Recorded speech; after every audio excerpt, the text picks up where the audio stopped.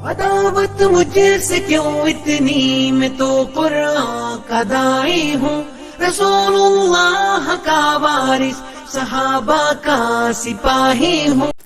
وقال النبی صلی اللہ علیہ وسلم من عمل عملا لیس علیہ امرنا فہو رد۔ ہر قسم کی تعریفات، توصیفات، کبریائی، بڑائی اللہ وحدہ لا شریک لہ لا قدبہ، جو رب العالمین ساری مخلوقات کا تنہا خالق، رازق، مالک اور مشکل کشا ہے۔ انگنت درود و سلام ہوں انبیاء علیہ الصلاۃ والسلام کی مقدسہ جماعت پر، خصوصاً امام الانبیاء محبوب کبریہ محمد مصطفیٰ صلی اللہ علیہ وسلم پر۔ حاضرین جمعہ، خطبہ مسنونہ میں سورۃ دخان کی شروع کی 3 آیتیں پڑھیں۔ رسول اکرم صلی اللہ علیہ وسلم کی احادیث مبارکہ میں سے ایک حدیث پڑھی۔ آج کے خطبہ جمعہ کا موضوع ہے ماہ شعبان کی فضیلت اور ماہ شعبان میں کی جانے والی بدعات۔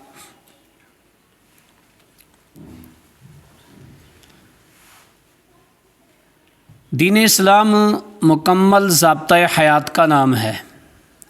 قرآن اور احادیث رسول صلی اللہ علیہ وسلم کے اندر ہر چیز کو مکمل بیان کیا گیا ہے، کسی بھی قسم کی کوئی کجی اور کمی نہیں ہے۔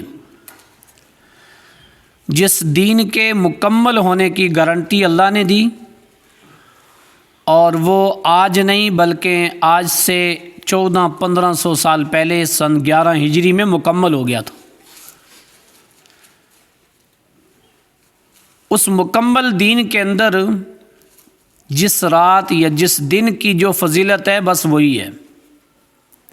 اگر اس مکمل دین کے اندر کسی رات، کسی مہینے، کسی دن اور کسی سال کی کوئی فضیلت نہ ہو، بعد میں کوئی بیان کرے اور کوئی لکھے، وہ سچ نہیں، وہ جھوٹ ہے، وہ دین نہیں، وہ دین میں افراط و تفریط ہے، یعنی دین میں کمی و زیادتی کی گئی ہے۔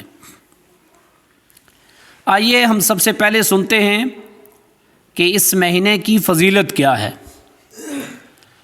مہینے سارے اللہ تعالیٰ کے ہیں، اور اللہ تعالیٰ نے جس مہینے کی جو فضیلت تھی اس کو قرآن میں بیان کر دیا، رسول اکرم صلی اللہ علیہ وسلم نے احادیث مبارکہ میں بیان کر دیا۔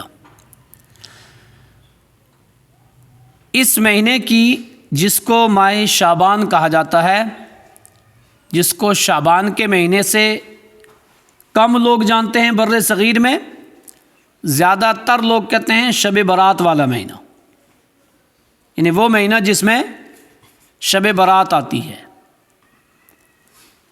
شعبان کی 2 فضیلتیں ہیں جس کو رسول اکرم صلی اللہ علیہ وسلم نے بیان کیا، اللہ رب العالمین نے قرآن میں بیان کیا۔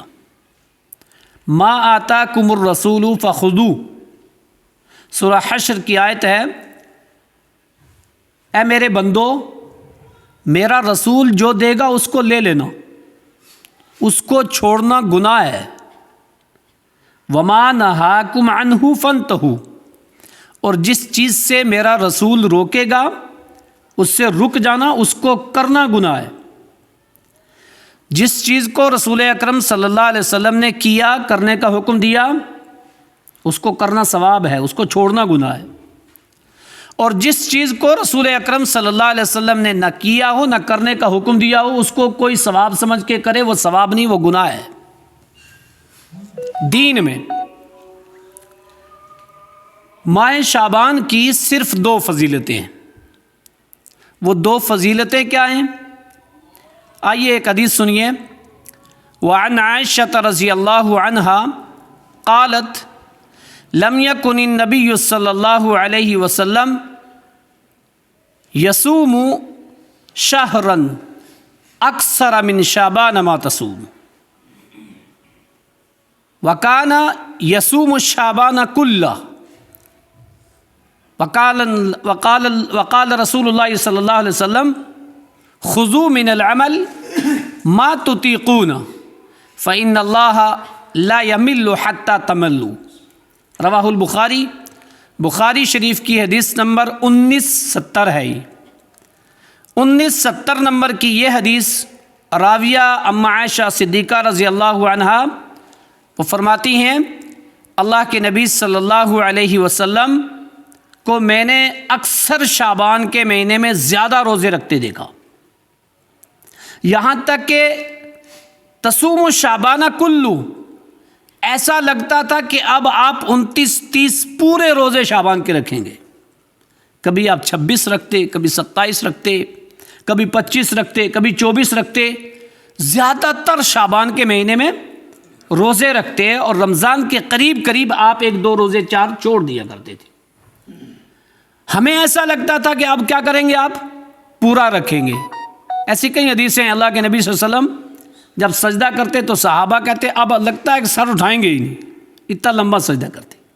تو اس سے مراد کیا ہے، یعنی لمبا سجدہ کرتے۔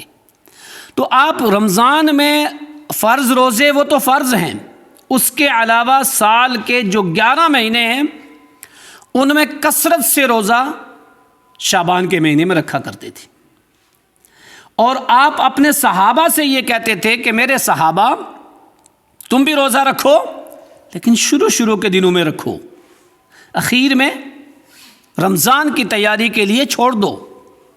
اور دوسری بات آپ صحابہ سے کہتے خذوا من العمل ما تطیقون، نفلی عمل وہی کرنا جتنے کی طاقت ہو، فرض تو کرنا ہی ہے، نماز فرض تو پڑھنا ہی ہے، کھڑے ہو کر، طاقت نہ ہو تو بیٹھ کے نہ ہو تو لیٹ کے اشارے سے پڑھنی ہے، وہ تو چھوڑنا ہی نہیں۔ لیکن نفلی عمل کے بارے میں کہا خذوا من العمل ما تطیقون، جس عمل کی بآسانی تم طاقت رکھتے ہو وہ عمل کرنا، اور جس عمل کی تم طاقت نہ رکھتے ہو، جس میں تمہیں دشواری ہو، دقت ہو، پریشانی ہو، اس کو مت کرنا۔ فإن اللہ لا تمل حتی تملوا، اللہ تعالیٰ تمہاری نیکی کا ثواب دیتے دیتے تھکے گا نہیں، تم تھک جاؤ گے، تمہیں پریشانی ہو جائے گی۔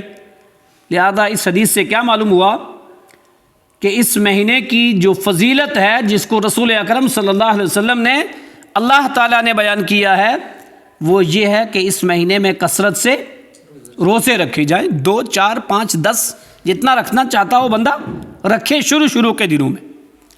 اس مہینے کی یہ فضیلت ہے۔ اس فضیلت کے تعلق سے اور بھی بہت حدیثیں ہیں، ایک حدیث اور سنن نسائی کی حدیث نمبر 2354، وعن ام سلمۃ رضی اللہ عنہا ان رسول اللہ صلی اللہ علیہ وسلم کان لا یصوم شہرین متتابعین الا شعبان و رمضان، رواہ النسائی۔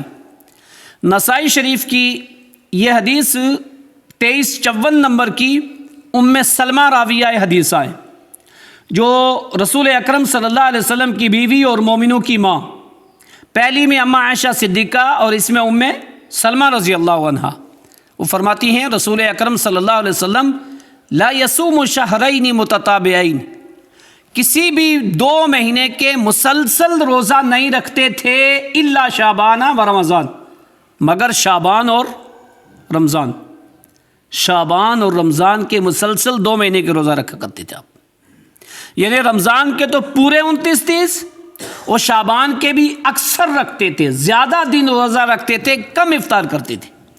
تو مسلسل جو 2 مہینے کے رسول اکرم صلی اللہ علیہ وسلم روزہ رکھتے وہ شعبان اور رمضان، شعبان کے نفلی اور رمضان کے فرض روزے۔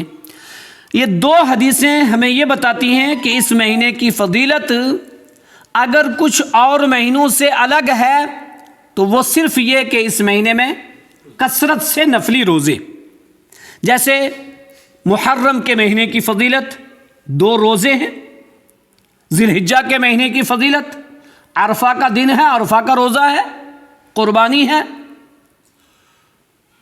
اسی طرح سے اس مہینے کی فضیلت آپ کثرت سے روزہ رکھا کرتے تھے، صحابہ اکرام رضوان اللہ علیہ مجمعین روزے رکھتے تھے، لہذا معلوم یہ ہوا کہ اس مہینے کی ایک فضیلت ہے وہ صرف روزہ ہے۔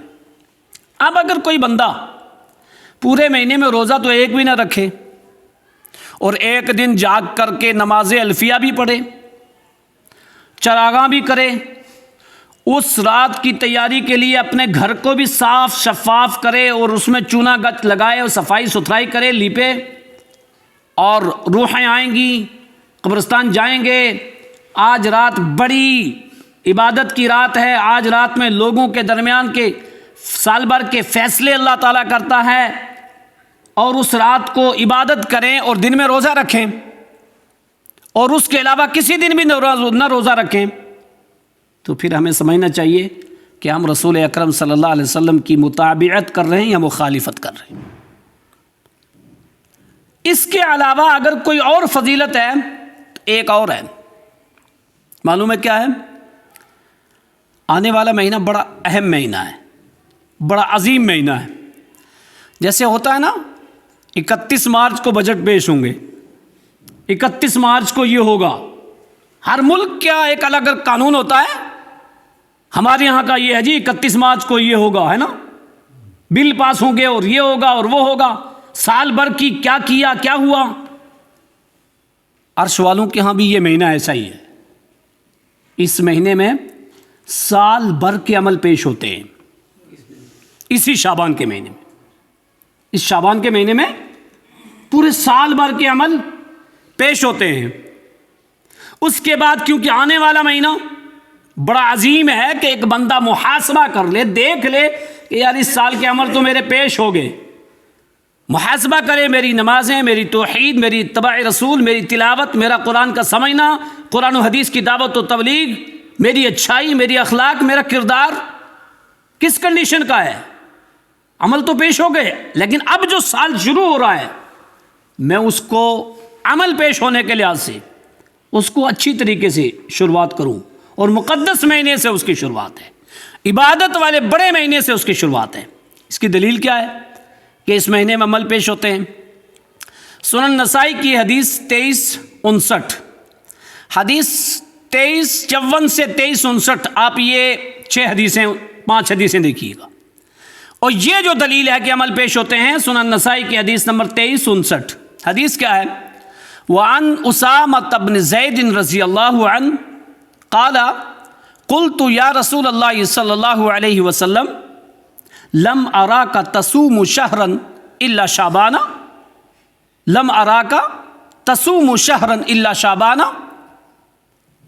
اسامہ بن زید نے رسول اکرم صلی اللہ علیہ وسلم سے سوال کیا، اللہ کے نبی صلی اللہ علیہ وسلم، میں نے آپ کو سال کے 11 مہینوں میں اتنا روزہ رکھتے نہیں دیکھا جتنا شعبان میں دیکھا ہے۔ آپ شعبان میں بہت زیادہ روزے رکھتے ہیں، کیا وجہ ہے اس کی؟ قال رسول اللہ صلی اللہ علیہ وسلم ذالک شہر یغفل الناس عنہ، اللہ کے نبی نے کہا یہ وہ مہینہ ہے جس سے لوگ غافل ہیں، بین رجب و رمضان، رجب اور رمضان کے درمیان کا یہ وہ مہینہ ہے جس سے لوگ غافل ہیں۔ ترفع العمل الی رب العالمین، اس مہینے میں بندوں کے اعمال رب العالمین کے ہاں پیش کیے جاتے ہیں، اٹھائے جاتے ہیں، اعمال چڑھائے جاتے ہیں، فرشتے لے کر کے جاتے ہیں، بندوں کے عمل پیش ہوتے ہیں۔ وَأَنَا أُحِبُّ أَن يَرْفَعُ عَمَلِي وَأَنَا صَائِمٌ، میں پسند کرتا ہوں کہ میرا عمل جب رب العالمین کے ہاں پیش ہو تو میں روزے سے ہوں۔ اب یہ تو کم لوگوں کو معلوم ہوگا۔ یہ دوسری فضیلت ہے کہ اس مہینے کی اگر کوئی اور فضیلت ہے تو وہ صرف یہ کہ اس مہینے میں سال بھر کے عمل پیش کیے جاتے ہیں۔ اللہ کے نبی صلی اللہ علیہ وسلم نے فرمایا میں اس لیے کثرت سے روزے اس مہینے میں رکھتا ہوں کہ میرا عمل پیش ہو تو میں روزے سے ہوں۔ اس 2 فضیلت کے علاوہ تیسری کوئی فضیلت نہیں۔ ماہ شعبان کی صرف یہی 2 فضیلتیں ہیں، ایک تو یہ کہ کثرت سے روزہ، اس تعلق سے آپ نے 2 حدیثیں سنیں، صحیح بخاری کی 1970، سنن نسائی کی 2254، اور دوسری دلیل کہ اس مہینے میں سال بھر کے عمل پیش ہوتے ہیں، اس کی دلیل سنن نسائی کی حدیث 2259۔ اس کے علاوہ کوئی اور چیز قرآن اور احادیث صحیحہ سے ثابت نہیں ہے کہ اس مہینے کی کوئی اور فضیلت ہو۔ رہی چیز شب برات کی کہ لوگ اس مہینے میں شب برات کی فضیلت کو بیان کرتے ہیں کہ اس رات کی اتنی بڑی فضیلت ہے، یہ رات ایسی ہے۔ آئیے ذرا اس تعلق سے سنیے۔ شب یہ فارسی کا لفظ ہے، شب عربی کا لفظ نہیں ہے۔ عربی میں رات کو کیا کہتے ہیں؟ لیل، دن کو نہار۔ عربی میں شب عربی کا لفظ نہیں ہے، یہ لفظ ہے فارسی کا، نہ قرآن میں ہے نہ حدیث میں۔ شب لفظ نہ قرآن میں ہے نہ حدیث میں ہے۔ شب فارسی لفظ ہے اور برات کا معنی ہے لا تعلقی۔ تو شب برات کیا معنی ہوگا؟ ایسی رات جس سے مسلمانوں کا کوئی تعلق نہ ہو، عام تعلق جو اس سے پہلی رات میں تھا وہی ہے۔ یہ لفظ خود اس بات کی دلیل ہے کہ شب برات کی کوئی فضیلت نہیں ہے۔ ہاں، اہل تشیع کی ایک کتاب تحفۃ العوام، اس کا اگر مطالعہ کریں اور خاص طور سے اس کا صفحہ 492 تحفۃ العوام صفحہ 492 پہ لکھا ہے کہ شب برات وہ رات ہے جس رات کی صبح میں امام غائب کی پیدائش ہوئی تھی، اور امام غائب اہل تشیع کے 12ویں امام ہیں، جن کے بارے میں یہ کہا جاتا ہے کہ یہ اصلی قرآن سر من رعا کے غار میں لے کے چلے گئے ہیں اور آئیں گے ایک دن۔ امام غائب ایک دن آئیں گے، اور آئیں گے کب؟ کہتے اسی دن آئیں گے، شب برات کی صبح، رات کی صبح میں جو پیدا ہوئے تھے اسی دن آئیں گے۔ اس لیے یہ رات ان کے ہاں ایک بڑی رات مانی جاتی ہے، کیونکہ ایک 12ویں امام کی پیدائش ہوئی تھی اور وہ اسی دن دوبارہ اصلی قرآن لے کر آئیں گے، تو اس رات کو وہ افضل ترین رات مانتے ہیں۔ عربی میں شب فارسی لفظ اور برات عربی لفظ، یہ خود لفظ ہی بتاتے ہیں کہ یہ شرعی عبادت اس رات میں نہیں ہے، نہ یہ رات فضیلت والی رات ہے۔ ہاں، لوگ جوڑتے ہیں اور ان سے دلیل جب بھی سنیں گے تو معلوم ہے کون سی آیت پڑھیں گے؟ سورہ دخان کی آیت شروع کی 2-3۔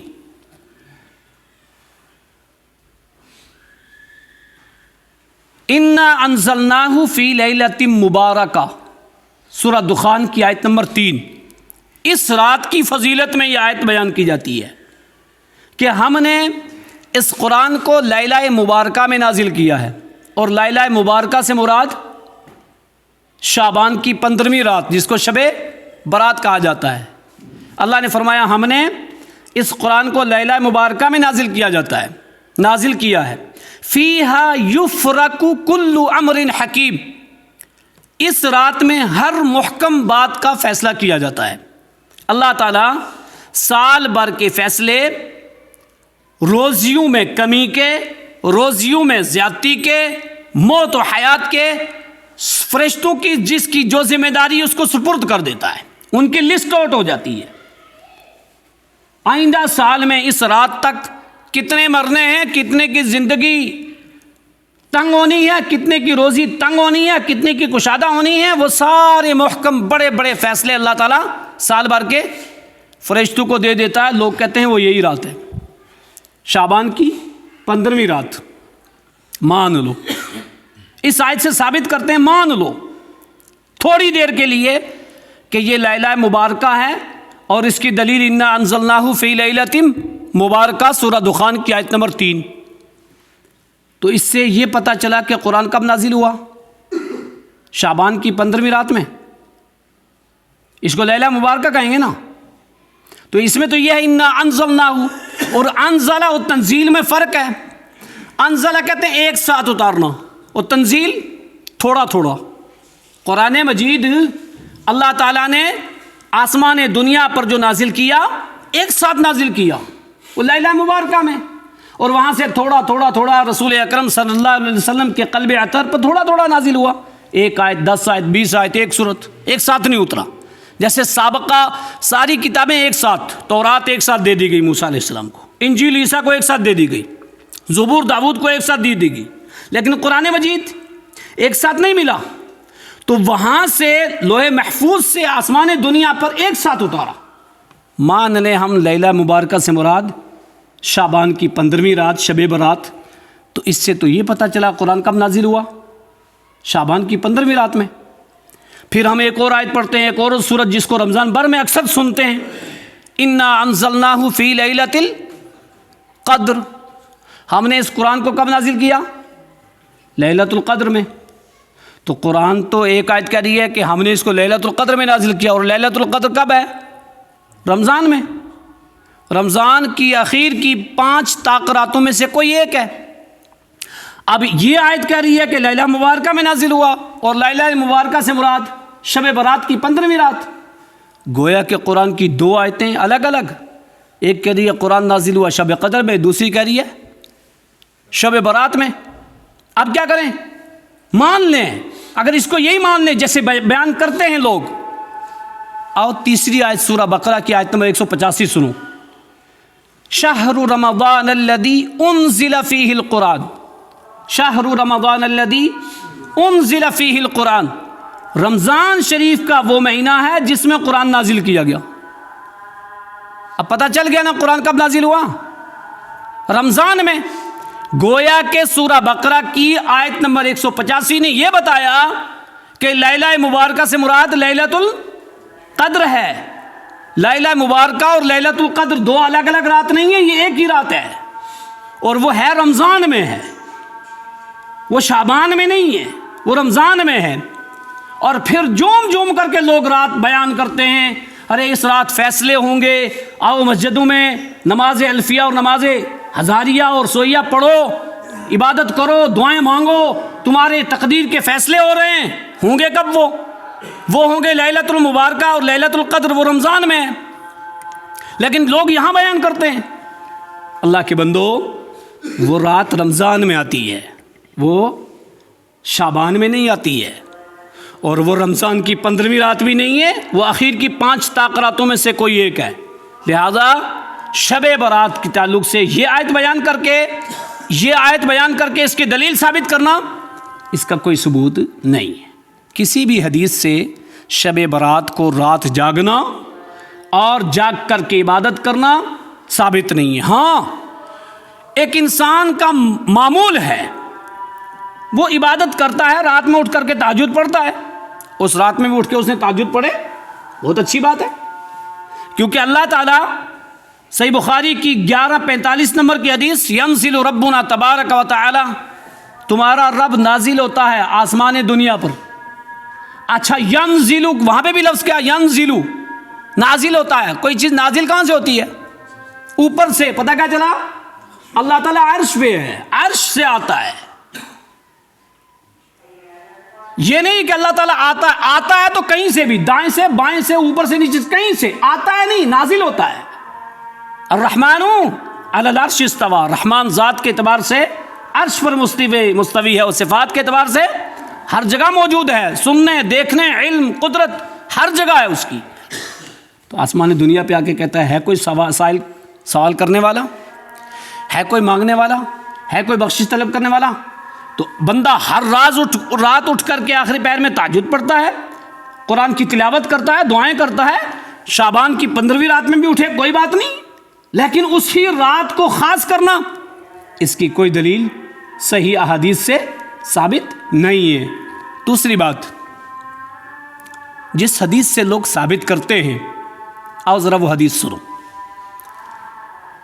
صحیح مسلم کی حدیث ہے 2255، صحیح مسلم کی حدیث 2255 کہ اس رات میں جاگنا، اس رات میں قبرستان جانا، چراغاں کرنا، جو حدیث بیان کری جاتی ہے صحیح مسلم کی، آپ کھول کر کے دیکھنا، ایک مرتبہ اس حدیث کو پڑھنا اور اپنی عقلوں سے فیصلہ کرنا یہ حدیث کیا ہے، آیا واقعہ یہی ہے جو لوگ کہہ رہے ہیں؟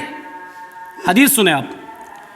وعن عائشة رضی اللہ عنہا قالت كلما كانت ليلة التي کان النبی صلی اللہ علیہ وسلم یخرج من بیتی الی البقیع فقال السلام علیکم دار قوم مؤمنین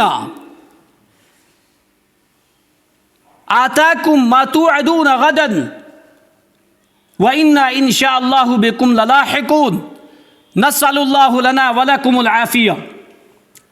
صحیح مسلم کی حدیث 2255 نمبر کی ہے۔ اما عائشہ صدیقہ رضی اللہ تعالیٰ عنہ فرماتی ہیں کلما جب بھی رسول اکرم صلی اللہ علیہ وسلم کی باری میرے گھر آتی، اللہ کے نبی صلی اللہ علیہ وسلم نے کیا کیا تھا؟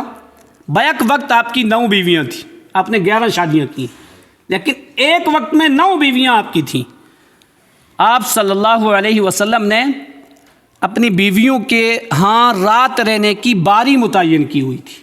عصر کی نماز کے بعد ساری بیویوں کے حال چال، ان کی ضروریات پوری کرنے کے بعد جس کے ہاں باری ہوتی رات وہاں رہتے۔ اما عائشہ صدیقہ رضی اللہ تعالیٰ عنہ فرماتی ہیں کہ جب بھی میرے ہاں رسول اکرم صلی اللہ علیہ وسلم کی باری ہوتی تو آپ کیا کرتے؟ رات کے آخری پہر میں اٹھتے اور جنت البقیع جایا کرتے تھے۔ رات کے آخری پہر میں اٹھتے اور جنت البقیع جایا کرتے تھے، اور جا کے کیا کہتے؟ السلام علیکم دار قوم مؤمنین۔ قبرستان جا کے کیا کہنا چاہیے؟ لوگوں کو پتہ بھی نہیں ہوگا۔ السلام علیکم دار قوم مؤمنین، السلام علیکم من اہل القبور، کہا اے مومنین کے گھرانے والوں، اے مومنین آپ پر اللہ کی طرف سے سلامتی ہو، دعا کرتے ہیں ان کے لیے، عذاب قبر سے بچنے کی آپ کے لیے سلامتی ہو۔ اللہ نے آپ سے جو وعدہ کیا وہ آپ نے پا لیا، انہیں آپ نے پا لیا۔ جنہوں نے نیکیاں کی ان نیکیوں کا بدلہ انہوں نے پا لیا، اور جنہوں نے گناہ کیے نیکیاں نہیں کی ان کو قبر میں پتہ، ان کو بھی چل گیا۔ آپ چلے گئے ہو، ہم تمہارے بعد آنے والے ہیں۔ وَإِنَّا إِن شَاءَ اللَّهُ بِكُمْ لَلَاحِقُونَ۔ دیکھو اللہ کے نبی نے بھی جملہ کہا اور ہمیں بھی کہنا چاہیے، وَإِنَّا إِن شَاءَ اللَّهُ بِكُمْ لَلَاحِقُونَ، ہم بھی تم سے ملنے والے ہیں۔ پتہ کیا ہے؟ رسول اکرم صلی اللہ علیہ وسلم نے خود یہ بات کہی کہ موت مجھے بھی آئے گی، ایسا نہیں کہ مجھے موت نہیں آئے گی۔ نسأل اللہ لنا ولکم العافیہ، میں تمہارے لیے اور اپنے لیے اللہ سے عافیت کی دعا کرتا ہوں، سوال کرتا ہوں۔ اللہم اغفر لی بقی، اے اللہ بقی قبرستان میں جتنے لوگ مدفون ہیں یا اللہ ان سب کو بخش دے۔ تو اما عائشہ صدیقہ رضی اللہ تعالیٰ عنہ کیا فرماتی ہیں کہ جب بھی میرے ہاں باری آتی ہے، اللہ کے نبی صلی اللہ علیہ وسلم بقی قبرستان جاتے تھے، اس میں سے اگر کوئی رات، کئی رات آئی ہوں گی، کوئی رات شعبان کی 15ویں آ گئی تو وہ خاص تو نہیں ہوئی نا، کیونکہ یہاں حدیث کا الفاظ کیا ہے؟ کلما، جب بھی میرے ہاں باری آتی آپ قبرستان جایا کرتے تھے۔ اور قبرستان جانا جس نظریہ سے لوگ جاتے ہیں نا، اس نظریہ سے جانا غلط ہے۔ لوگ قبرستان، بہت سارے قبرستان کیوں جاتے ہیں؟ اپنی عرضیاں لے کے جاتے ہیں، اپنی درخواست لے کر کے جاتے ہیں، اور بہت ساری جگہوں پہ آپ نے دیکھا ہوگا درختوں پہ عرضیاں لکھ کے لٹکائی ہوئی ہیں کاغذ میں، میری یہ پریشانی ہے، میری یہ ہے بابا جی، میری یہ ہے، میری یہ ہے۔ نہیں، نہیتکم عن زیارت القبور فزوروها فإنها تذکر احیاء الموت۔ اللہ کے نبی صلی اللہ علیہ وسلم نے فرمایا، لوگوں میں نے تمہیں قبرستان کی زیارت سے منع کیا تھا، لیکن اب میں تمہیں اجازت دے رہا ہوں قبرستان کی زیارت کیا کرو۔ کیوں؟ فإنها تذکر احیاء الموت، وہ تمہیں تمہاری موت کی یاد دلائے گی۔ آپ قبرستان جاؤ اور وہاں خوشبوئیں اور پھول اور لائٹیں اور چمکدار ایک دم، تو موت کی یاد دلائے گا۔ ذرا کسی جھاڑی والے قبرستان میں، کسی کچے قبرستان میں جاؤ تو ڈر لگے گا، نہیں لگے گا؟ ڈر لگے گا۔ اور آپ ایسی قبر میں چلے جاؤ کہ جہاں خوشبو ہی خوشبو، جہاں لائٹیں ہی لائٹیں، چادریں ہی چادریں، اپنی موت یاد آئے گی۔ اور پھر وہاں جا کے کیا آپ اس کے لیے اور اپنے لیے دعا کرو گے؟ وہاں دعا نہیں کرو گے، مانگو گے۔ لوگوں کی یہ عقیدے، ایسا نہیں ہونا چاہیے۔ دوسری حدیث دیکھیے کہ آپ صلی اللہ علیہ وسلم اس رات میں ایک دن قبرستان گئے تو کیسے گئے؟ اس رات میں ایک دن اٹھے تو کیسے اٹھے؟ اگر یہ رات عبادت کی ہے تو کیا نبی اکرم صلی اللہ علیہ وسلم چپکے سے اٹھیں گے کہ اما عائشہ جاگ نہ جائیں؟ اور رمضان کی راتوں میں آپ نے سنا نا کیا کرتے تھے آپ؟ شد میزرہ واحیا لیلہ وایقظ اہلہ، آپ کیا کرتے تھے؟ اپنے گھر والوں کو جگاتے تھے ہر عبادت کی رات، اور اما عائشہ کو جگائیں نا عبادت کی رات، اور ابو بکر صدیق، عمر فاروق، عثمان غنی، حضرت علی، ان صحابہ کو بتائیں نا۔ آپ تیار کرتے تھے، ابھارتے تھے عبادت کے لیے کہ بھئی یہ راتیں بار بار نہیں ملیں گی، اور صحابہ کمر کس لیا کرتے تھے آخری عشرے میں۔ لیکن یہ حدیث دیکھو 2256 نمبر کی صحیح مسلم کی، رسول اکرم صلی اللہ علیہ وسلم خاموشی سے چپکے سے اٹھے، اللہ کہ اپنی بیوی سے کہ یہ جاگ نہ جائے۔ یار سوچو تو صحیح، عبادت کی رات ہوتی تو اما عائشہ کو ایسی چپکے سے اٹھتے آپ؟ حدیث سنو آپ۔ وعن عائشة رضی اللہ عنہا قالت لما كانت ليلة التي كان النبي صلی اللہ علیہ وسلم فيها عندي، کہا اللہ کے نبی صلی اللہ علیہ وسلم میری رات والی باری میں ایک دن میرے پاس تھے۔ اللہ کے نبی صلی اللہ علیہ وسلم نے کیا کیا؟ فأخذ رداءه، اپنی چادر کو لیا، ووضع نعلی، اور اپنی دونوں جوتیوں کو اتارا، ووضعهما عند رجلی، اور ان کو کہاں رکھا؟ اپنے پیروں کے پاس، جس طرف پیر مبارک تھے ادھر آہستہ سے جوتیاں دو رکھیں۔ آپ نے چادر لی، افترش رداءہ طرفہ فاضطجع، اپنی چادر کا ایک حصہ اپنے نیچے بچھایا اور ایک حصہ اوپر لے لیا تاکہ اٹھنے میں آسانی ہو جائے۔ فاضطجع، لیٹ گئے، آپ سو گئے۔ حتی ظننت ان قد رقدت، یہاں تک کہ رسول اکرم صلی اللہ علیہ وسلم نے یہ گمان کیا کہ میں سو گئی ہوں۔ کون کہہ رہا ہے؟ اما عائشہ صدیقہ رضی اللہ تعالیٰ عنہ، کہ آپ نے اس انداز سے جوتیاں رکھیں، اس انداز سے چادر لی، اور چادر لینے کے بعد میرے ساتھ بستر پر لیٹ گئے، اور آپ نے یہ گمان کیا کہ میں سو گئی ہوں۔ جب آپ نے یہ گمان کر لیا میں سو گئی ہوں، فَأَخَذَ نَعْلَيْهِ رُوَيْدًا، بہت آہستہ سے، رویدن آہستہ سے کہ کچھ جاگ نہ جائے، آپ نے اپنی جوتیاں لی، اپنی چادر اوپر سے اٹھائی، وَافْتَحَ الْبَابَ رُوَيْدًا، اور آہستہ سے دروازہ کھولا، وَخَرَجَ، اور نکلے، اور آہستہ سے اس دروازے کو بند بھی کر دیا،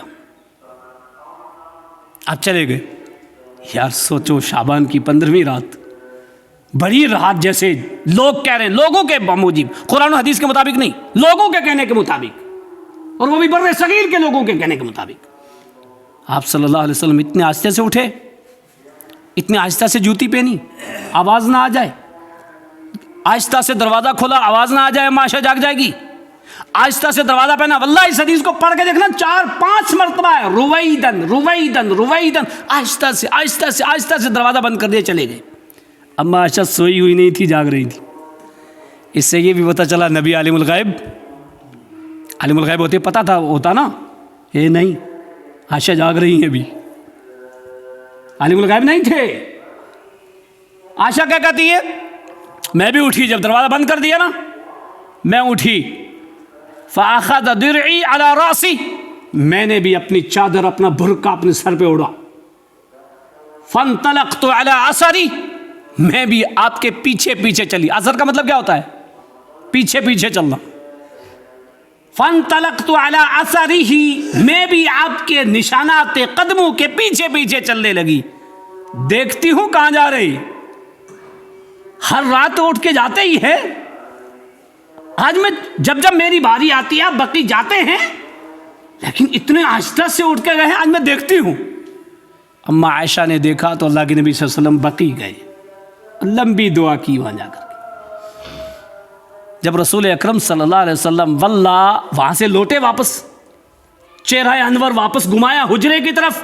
جو لوگ گئے ہیں ان کو پتہ ہے کہ رسول اکرم صلی اللہ علیہ وسلم کا حجرہ اور بقیع کوئی دور نہیں ہے، نزدیک ہی ہے.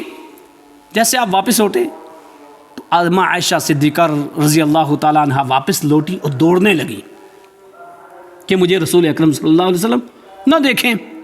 دوڑی دوڑی اماں عائشہ صدیقہ آئیں. میں نے چند ٹکڑے پڑھے ہیں، یہ حدیث ایسے موجود ہے 2256 نمبر کی صحیح مسلم کی. اماں عائشہ آ کر کے اپنے بستر پر لیٹ گئی. جو بستر پہ لیٹی ہیں، رسول اکرم صلی اللہ علیہ وسلم اپنے حجرے میں آئے ہیں تو اماں عائشہ کی سانس پھول رہی. رسول اکرم صلی اللہ علیہ وسلم نے فرمایا عائشہ کیا ہوا تجھے، کیا بات ہے، کیوں تیرا سینہ دھڑک رہا ہے اتنا، کیوں تمہاری سانس پھول رہی ہے، کوئی پریشانی، کیا بات ہے؟ کہنے لگے ما لک شیء، اللہ کے نبی صلی اللہ علیہ وسلم کوئی چیز نہیں، کچھ بھی نہیں، کچھ نہیں. اللہ کے نبی صلی اللہ علیہ وسلم نے فرمایا یخبرنی، عائشہ مجھے بتا دے، عائشہ مجھے بتا دے، اولا یخبرنی اللہ اللطیف الخبیر، نہیں تو باریک خبر رکھنے والا مجھے بتا دے گا. تو مجھے بتا دے، نہیں تو باریک خبر رکھنے والا مجھے بتا دے گا. یعنی اللہ تعالیٰ بذریعہ جبرائیل مجھے وحی کر کے کیا ماجرا ہے، کیا بات ہے، بتا دے گا، تو مجھے بتا دے. اما عائشہ صدیقہ رضی اللہ تعالیٰ عنہ نے پھر سارا قصہ سنایا، کیونکہ ایسا اس سے پہلے بھی ہوا تھا نا. ایک بار کیا ہوا تھا، وہ سورہ تحریم جن لوگوں نے ترجمے پڑھتے ہیں، اللہ قرآن ترجمہ پڑھنا چاہیے، سمجھ میں آئے گا. آپ نے کہا تھا میں شہد نہیں پیوں گا، اللہ نے فوراً آیت نازل کی تھی یا ایھا النبی لما تحرم ما احل اللہ لک، میرے نبی جس کو میں نے حلال کیا ہے، لما تحرم، آپ کون ہوتے ہو اس کو حرام کرنے والے. اللہ اکبر. شریعت سازی نبی کو بھی اجازت نہیں تھی. یار آج جو چاہتا ہے کہتا ہے یہ کرو، فضیلت ہے، یہ مت کرو. دین کا کھلواڑ بنا کر کے رکھا ہے. یار ہر چیز کی کوئی کمیونٹی ہوتی ہے، کوئی اصول ہوتا ہے، کوئی ضابطہ ہوتا ہے. دین کا کوئی ضابطہ ہی نہیں ہے. دین کا ضابطہ جنہوں نے سمجھا ہے وہ سمجھتے ہیں الحمدللہ. اس لیے ان کو شرک اور بدعت سے نفرت ہے، وہ اس کے قریب بھی نہیں جاتے ہیں. دین کا ضابطہ ہے قرآن اور حدیث، اس کے علاوہ کوئی نہیں ہے. دین کے لیے اگر اسوہ اور نمونہ کوئی شخص ہے تو امام الانبیاء ہے، صحابہ ہیں، اس کے علاوہ کوئی نہیں ہے. لیکن لوگوں نے اس کے علاوہ کوئی مانا ہے، انہی کو چھوڑا ہے. سلیبس ہے تو قرآن ہے، کوئی کتاب نہیں ہے، لوگوں نے اسی کو چھوڑا ہے، اپنے سلیبس بنائے. کہا بتا دے، نہیں تو میرا رب مجھے بتا دے گا. اما عائشہ نے پورا قصہ بیان کیا. میں جاگ رہی تھی، جس طریقے سے آپ نے ہلکے سے چادر لی تھی اور چادر آدھی نیچے بستر پہ بچھائی اور آدھی اوپر لی، جیسے آپ نے جوتے رکھے، پھر آپ اٹھے اور ہلکے سے آپ نے جوتے پہنے، آہستہ سے دروازہ کھولا اور آہستہ سے دروازہ بند کر کے آپ چلے گئے. میں جاگ رہی تھی، میں آپ کے پیچھے پیچھے گئی تھی. میں یہی ماجرا ہے. اب اللہ کے نبی صلی اللہ علیہ وسلم نے پوری بات بتائی. کیا کہا؟ عائشہ آتانی جبرائیل، میرے پاس جبرائیل آئے تھے، فَأَخْفَاهُ مِنْكِ فَأَخْفَاهُ مِنْكِ، جبرائیل نے بھی تم سے بات پوشیدہ رکھی، نہیں آئے حجرے میں، مجھے بلایا باہر تو میں نے بھی تجھ سے چھپایا، میں نے بھی تجھے بھنک نہیں لگنے دی. اور جبرائیل نے مجھے کیا کہا؟ ان اللہ یامرک، اے نبی آپ کو آپ کے رب نے حکم دیا ہے کیا، کہ جاؤ بقیع جاؤ آپ، اور بقیع جا کر کے وہاں کے لوگوں کے لیے استغفار کرو. میں اس لیے بقیع گیا تھا. اب آپ ان دو حدیثوں کو سامنے رکھو. ایک تو وہ حدیث 2255 کہ جب بھی میرے ہاں باری ہوتی آپ بقیع جایا کرتے تھے، اور 2256 کہ آپ رات میں اٹھ کر کے گئے ہیں اور ہلکے سے گئے ہیں، آہستہ گئے ہیں. لوگ اس کو ثابت کیا کرتے ہیں، یہ 15ویں شعبان کی بات تھی، اللہ کے نبی صلی اللہ علیہ وسلم قبرستان گئے تھے تو ہم کیوں نہ جائیں، ہم کیوں نہ چراغاں کریں، ہم کیوں نہ ایسا کریں. یار جو بات جہاں کی ہو اس کو وہاں. اسی لیے منہج سلف و صالحین، دلیل دینا کمال نہیں. دلیل بہت سارے لوگ دیتے رہے اور آج ان کے چور پکڑے جانے لگے، ان کی کمی و زیادتیاں پکڑی جانے لگیں. پھر وویلا کرتے ہیں واللہ، اللہ کے نبی کی حدیث ہے لا تزال طائفۃ من امتی منصورین علی الحق لا یضرهم من خذلهم، برابر قیامت تک اہل حق کی جماعت رہے گی جن کو اہل باطل کچھ نہیں کر سکتے. لا یاتیہ الباطل من بین یدیہ ولا من خلفہ کوئی کتنا اہل سنت کا لبادہ اوڑھ کر کے اور کتنا شروع میں حدیثوں اور قرآن کی باتیں کر کے آئے، وہ آئے گا لیکن اس کی چوری پکڑی جائے گی، آہستہ آہستہ آہستہ آہستہ اس کی حقیقت اگلنے لگے گی۔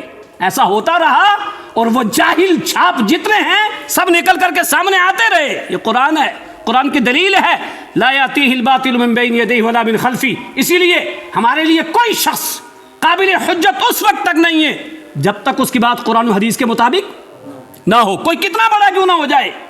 وہ صحابی نہیں ہے، وہ رسول نہیں ہے۔ امام شافعی نے کہا تھا کہ ہر ایک کی بات لی بھی جا سکتی ہے، چھوڑی بھی جا سکتی ہے، الا صاحب ھذا القبر۔ اہل الحدیث کا یہ عقیدہ ہے الحمدللہ۔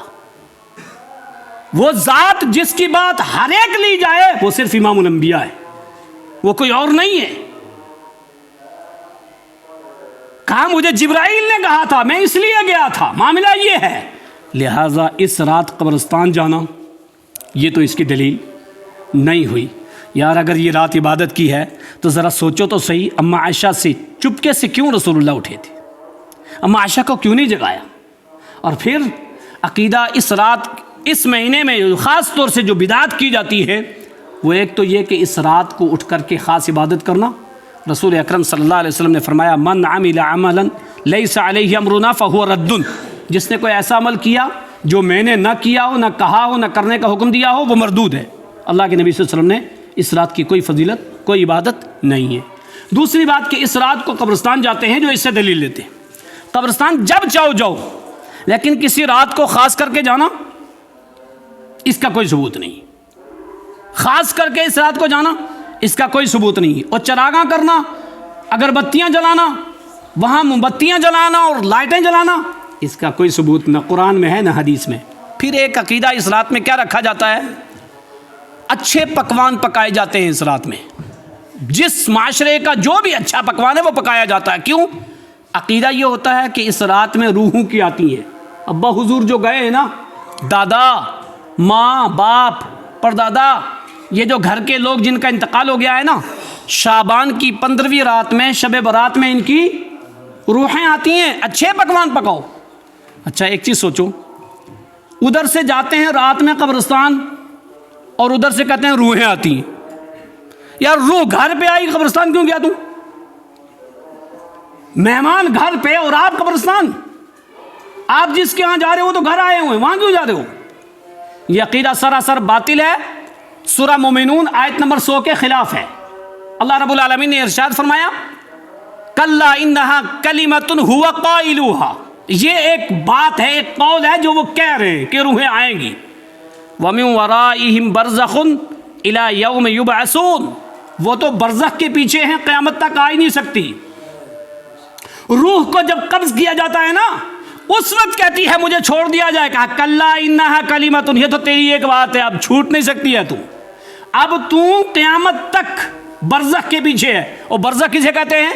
برزخ اس آڑ کو کہتے ہیں جس میں کوئی دیوار نہ ہو۔ برزخ وہ دیوار کہ جس میں کوئی دروازہ، کوئی کھڑکی، کوئی روشن دان نہ ہو، جو مضبوط ہو، توڑی بھی نہ جا سکے، جس میں پھلانگ کر کے کود بھی نہ سکے کوئی، وہ برزخ ہے۔ تو برزخ ایسی جگہ کہ جس سے کوئی دنیا میں آ ہی نہ سکے۔ کوئی دنیا والا اپنی مرضی سے برزخ چلا جائے گا؟ برزخ والا اپنی مرضی سے دنیا میں آ جائے گا؟ یہ عقیدہ بھی سراسر باطل اور بدعت ہے۔ دوسری بات، نیکوکار کی روحیں کہاں جاتی ہیں؟ علیین میں، ساتواں آسمان سے اوپر۔ وہ ان نعمتوں کو چھوڑ کر کے یہاں دنیا میں آئیں گی۔ جب روح قبض ہوئی تھی، ہم جنازے کو اٹھا کے لے کے جا رہے تھے، صحیح حدیث ہے کہ وہ جنازہ، وہ میت کیا کہتا؟ قدمونی قدمونی، جلدی لے چلو مجھے جلدی۔ کیوں؟ روح قبض کرنے سے پہلے اس کا منظر، اس کا ٹھکانہ فرشتوں نے دکھا دیا۔ اب وہ سوچتا ہے جتنا جلدی میں یہاں سے چلا جاؤں وہ بہتر ہے، قدمونی قدمونی، جلدی لے جاؤ۔ یار وہ علیین کی نعمتوں کو چھوڑ کے دنیا میں آئے گا۔ اور گناہگار سجین میں، ساتوں زمین سے نیچے قید خانے میں، سخت قسم کے دروغہ وہاں موجود، فرشتے، ان کو اجازت ملے گی آ سکیں گے؟ کوئی جیل سے نکل کے ایسے آ سکتا ہے؟ وہاں سے کیسے آئے گا؟ اور جیل، سج، وہ بھی لفظ ہے، ان کو وہاں سے آنے کی اجازت ہی نہیں ہے۔ وہ دنیا میں ابھی تم ابھی اپنے کندھوں پہ اٹھا کے لے کے جا رہے تھے نا، تو وہ کیا کہہ رہا تھا؟ یا ویلتا این یذهبون بیا، ہائے افسوس مجھے کہاں لے جا رہے ہو، ہائے افسوس مجھے کہاں لے جا رہے ہو. وہ تو یہاں کہہ رہا تھا، اب جب وہاں پہنچ گیا تو وہاں سے کیسے آئے گا؟ لہٰذا یہ نظریہ رکھنا کہ اس رات میں روحوں کی آمد ہوتی ہے، یہ سراسر باطل ہے. لوگوں نے لکھا ہے جی فلاں صاحب آئے تھے، فلاں صاحب کو فلاں صاحب مٹھائیاں دے کے گئے تھے، انہوں نے کہا تھا تم کسی کو بتانا مت، مٹھائی ملتی رہے گی. اب وہ اس نے بتا دی تو مٹھائیاں بند ہو گئی. یہ بڑی بڑی کتابوں میں لکھا ہے، بڑی بڑی لوگ جن کو کہتے ہیں ان میں لکھا ہے. یہ سب عقیدہ قرآن کے خلاف ہے، حدیث کے خلاف ہے. ایک بار جس کی روح چلے گی کبھی دوبارہ نہ شعبان میں، نہ رمضان میں، نہ عید کے دن کبھی نہیں آتی ہے. لہٰذا یہ عقیدہ بھی بدعت ہے اور سراسر غلط ہے. اسی طرح سے ایک عقیدہ کیا رکھا جاتا ہے کہ اچھے پکوان پکا کے کھانا چاہیے. اس کی دلیل کیا دیتے ہیں؟ دلیل دیتے ہیں رسول اکرم صلی اللہ علیہ وسلم کے دندان مبارک شہید ہوئے تھے تو آپ نے حلوہ کھایا تھا. یار رسول اللہ کے دندان مبارک کب شہید ہوئے تھے معلوم ہے؟ پوچھو کسی کو غزوہ احد کب ہوا تھا؟ تو یہ تو پتہ نہیں. ہاں اتنا سنا ہے، کیونکہ کسی کو کچھ ثابت کرنے کے لیے کچھ تو دلیل دے دو تاکہ وہ خاموش ہو جائے. تو میں نے کہا نا منہج پہ دلیل دینا یہ کمال ہے، دلیل دینا کمال نہیں ہے. دلیل تو شیطان بھی دیتا ہے، وہ دی بھی تھی شیطان نے. خلقتنی من نار وخلقتہ من طین، کہا اس کو مٹی سے پیدا کیا، مجھے آگ سے، اور آگ مضبوط ہے مٹی کمزور ہے. دلیل دی تھی اس نے بھی، باطل قیاس لگایا تھا سب سے پہلے شیطان نے. تو دلیل دینا کمال نہیں ہے، دلیل پوری دو. جیسے قرآن نے بیان کیا ہے ویسے ہی بیان کرو، جیسے حدیث نے بیان کیا ویسے ہی بیان کرو، اور اس کو منہج صحابہ پہ بیان کرو. صحابہ نے جس طریقے سے بیان کیا اس کو ویسے بیان کرو. کہا اللہ کے نبی صلی اللہ علیہ وسلم نے حلوہ کھایا تھا تو اس رات حلوے پکائے جائیں، بریانیاں پکائی جائیں، اچھے کھانے پکائے جائیں. اور لوگ پکاتے ہیں. گھر کی صفائی ستھرائی ہے اس دن، اس رات میں سفید ٹوپیاں ہیں مسجدوں میں، تعداد زیادہ بڑھ جاتی ہے، چہل پہل لگ جاتی ہے. ایسا لگتا ہے باہر دیکھو نا بہت ساری جگہوں میں ایسا لگتا ہے کہ رمضان ہی آ گیا ہے. کیا ہو گیا یار، کیا ہو گیا؟ وہ اہل سنت دیکھتے ہیں تعجب کرتے ہیں کیا ہو گیا یار، یہ کیا ہے؟ اچنبھا سا لگتا ہے نا. لیکن جس کو برابر وہ اس پہ عمل کرتا ہے اس کو تو وہ شوق سے کرتا ہے. اللہ کے نبی صلی اللہ علیہ وسلم کے دندان مبارک غزوہ احد میں شہید ہوئے تھے. اور وہ غزوہ احد کب ہوا تھا؟ سن 3 ہجری شوال میں ہوا تھا، رمضان کے بعد. ایڈوانس 2 مہینہ پہلے ہی حلوہ کھا رہے ہو. وہ شوال میں ہے اور آپ شعبان میں حلوے کھا رہے ہو. آپ شعبان میں حلوے چیزیں وہ کر رہے ہو. وہ کسی نے کہا نا زخم لگے کسی کو حلوے کھائے کوئی، یہ ہے یہودیوں کی طرح من و سلوہ. دندان مبارک شہید ہوں رسول اکرم صلی اللہ علیہ وسلم کے، ہم ایک بدعت کر کے حلوے کھائیں اور ثابت کہاں سے کریں؟ اللہ کے بندو، نہ اس رات میں جاگ کر عبادت کرنے کی کوئی فضیلت اور نہ دن میں روزہ رکھنے کی کوئی فضیلت. ذرا دیکھو نا یار، کم سے کم چیک تو کرو، پوچھو تو صحیح یار، اپنے علماء سے پوچھو کہ رات میں جاگ کے عبادت کرنا اور دوسرے دن روزہ رکھنا، رات میں قبرستان جانا، اچھے پکوان پکوانا، چراغیں کرنا، گھر کی صفائی ستھرائی کرنا، کہاں ہے یہ؟ اگر آپ کو قرآن اور حدیث سے نہ ملے تو آپ خود شک میں پڑو گے کہ یار اتنا بڑا قرآن جو سلیبس زندگی ہے، جو مکمل ضابطہ حیات ہے، احادیث جو اس کی تشریح ہے، جب ان میں یہ چیزیں نہیں ہیں تو کہاں سے ہو جائیں گی؟ لہذا اس مہینے کی صرف 2 فضیلتیں ہیں جو آپ نے شروع میں سنی. صحیح بخاری کی حدیث 1970، سنن نسائی کی 2354 اور سنن نسائی کی 2359 کہ کثرت سے آپ روزہ رکھا کرتے تھے. اور دوسرا یہ کہ اس مہینے میں سال بھر کے عمل پیش ہوتے ہیں آئندہ شعبان تک کے لیے، اور پھر رمضان سے اگلے عملوں کی شروعات ہوتی ہے اور وہ اگلے شعبان میں پیش ہوتے ہیں. اس کے علاوہ اور کوئی فضیلت اس مہینے کی نہیں ہے. باقی جو چیزیں کی جاتی ہیں آپ قرآن اور حدیث کو سامنے رکھ کر کے اگر چیک کریں گے تو آپ خود اس بات پر کہنے پر مجبور ہو جائیں گے کہ یہ صحابہ کا عمل نہیں تھا، محدثین کا نہیں تھا، مفسرین کا نہیں تھا، ائمہ اربعہ کا نہیں تھا، پیران پیر شیخ عبد القادر جیلانی رحمۃ اللہ علیہ کا نہیں تھا. اللہ تعالی ہمیں صحیح معنی میں قرآن و حدیث کو سمجھنے کی توفیق عطا فرمائے، اور شعبان میں کثرت سے روزہ رکھنے کی توفیق عطا فرمائے، اور اس مہینے میں جو عمل اللہ کے ہاں پیش ہوتا ہے ہمیں اپنا محاسبہ کرنے کی توفیق عطا فرمائے کہ ہم نے سال بھر میں کیا کھویا کیا پایا۔ اللہ تعالیٰ آنے والے مہینے کے لیے ہمیں مکمل تیار ہونے کی توفیق عطا فرمائے۔ ربنا تقبل منا انک انت السمیع العلیم۔